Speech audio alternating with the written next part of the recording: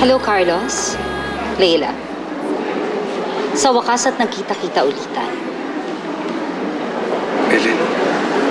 Oh, Carlos. Bakit parang nakakita ka ng multo? Akala mo ba patay na ako? Hindi ba sinabi sa'yo ni Leila na nakalaya na ako? Now, why would I do that? I can't stand mentioning your name. Much more see that face.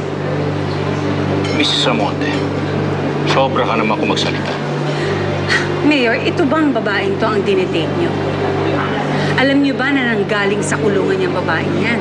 Nadudumihan na ang maganda niyong pangalan just by being with her. I cannot put up with this kind of insult. Hindi porkit nakulong isang tao, pwede nang bastusin ng kahit sino.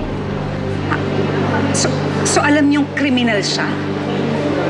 Oo, sigurado lahat ng tao sa iyo titingin. At sigurado din ako, maraming mahihigit sa akin.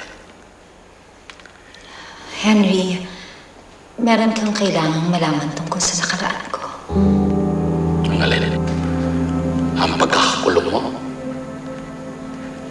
Alam mo na. hindi ako makakarating sa kanilalagyan ko kung hindi ko kinikilala lahat ng mga taong nakakasalamuha ko. Ang mga kaaway ko, inaalam ko lahat ng maliliit na detalye ng kanilang buhay. Paano pa kaya sa taong mahal ko? Hindi ko alam kung anong sasabihin ko. Just be my date. And say yes.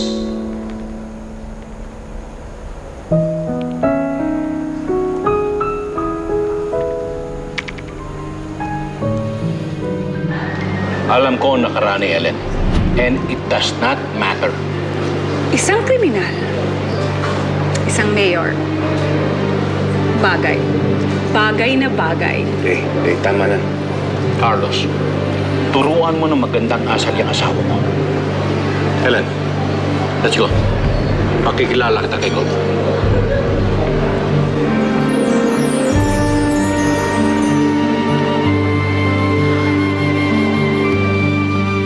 Elise, ano ka? Hindi ka na nakaimik dyan. Kumain ka na. Ito na, oh. Dali na.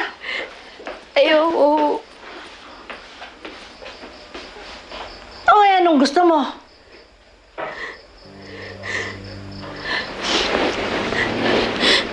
Makalaya ho dito. Yaya, tulungan mo akong tumakas. Ano? Naku, pagagalitan ako ni Carlos. At saka ni Leila. Yaya, please. Tulungan mo ako. Saan ka naman pupunta? Doon sa tisoy na yon. Yaya, mangako ka muna sa akin na tutulungan mo akong makatakas dito.